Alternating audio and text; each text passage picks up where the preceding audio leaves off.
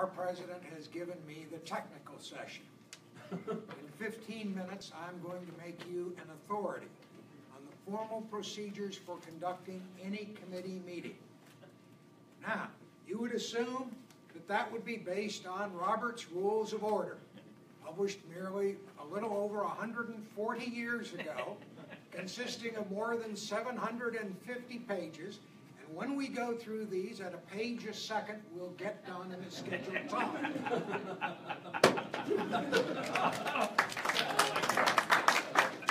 Instead, we're going to use not the new, but the modern rules.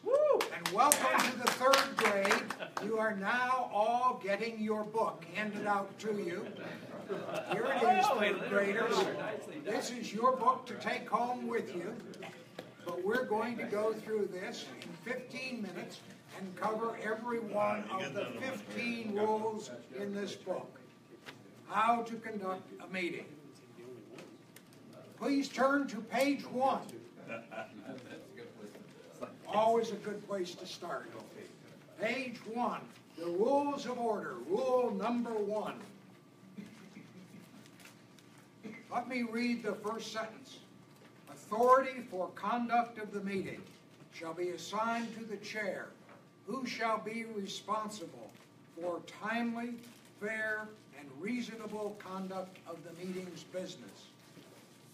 Key. You are the chair. That's your responsibility. Decisions of the chair are final on questions of procedure, except that a ruling may be appealed. If the ruling is corrected, the chair will reset by the members of the meeting. The chair will amend its ruling. That's it. Rule 1. Rule 2.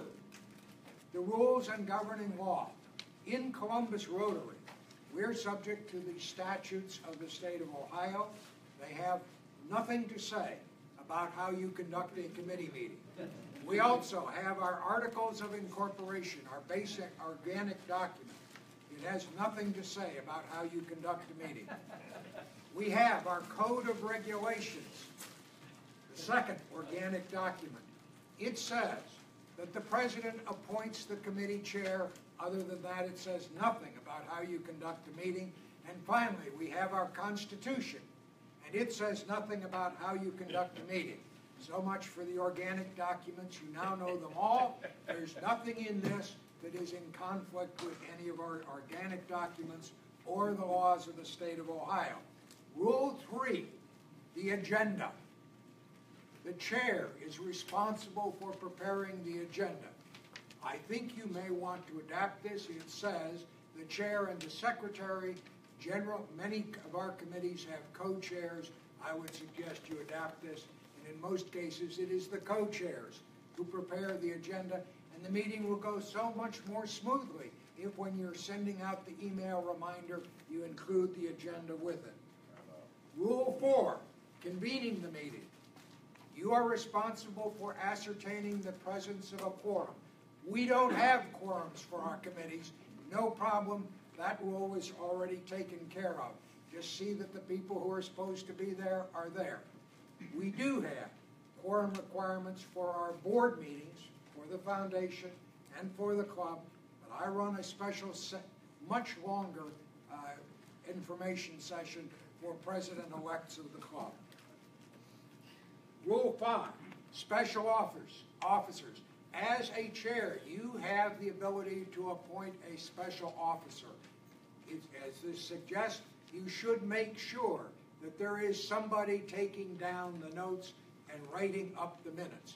Make sure you have a secretary who will prepare minutes for the meeting. Rule 6, approval of minutes and reports as submitted. You don't have to go through and have any motions on this. You can say you all got the minutes of our last meeting. Any corrections, objections? Then without objection, they are approved. On to the next piece of business. No vote necessary. Your authority is Rule 6 of these rules of procedure. General discussion. And now here's where your role as chair becomes important. You have a discussion on something. Do you need to have a formal motion then to approve the budget for the committee for the coming year? No, you do not. If it is clear that there is a consensus among the committee members, your job as chair is to announce that consensus. We are now, all appear to be in agreement that this will be our budget, and we will submit it to the board to try to get our allocation.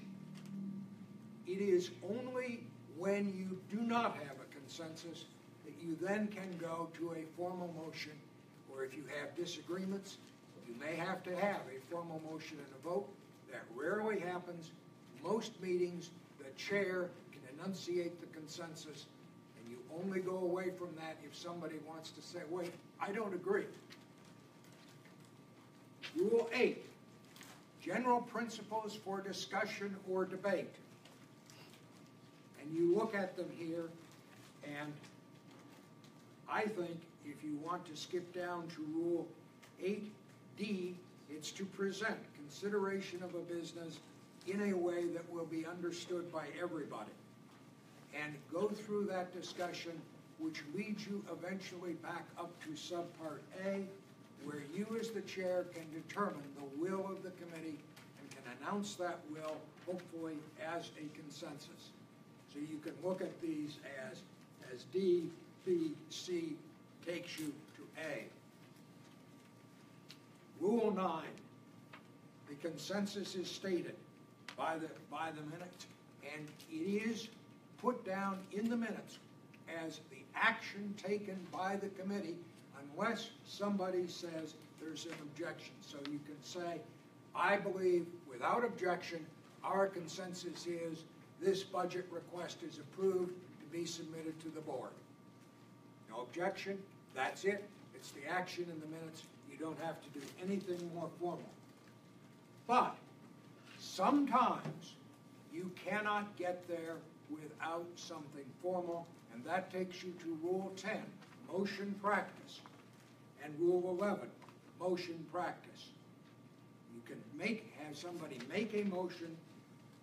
That motion then takes a second, and ultimately you are going to vote on that motion.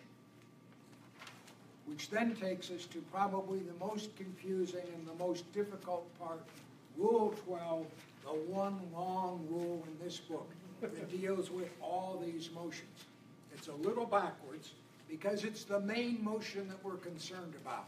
All these other things are how we get to the main motion, which is we're going to approve the budget. But, and this is the part that looks a little technical, so let me make it simple. Point of privilege. I can't hear. That's a point of privilege. All right? You may interrupt a speaker for that, to raise a point of privilege. No second is required. There's no debate. It's not amendable. Resolved by the chair. Would the speaker please speak up? Done. Okay? Point of procedure.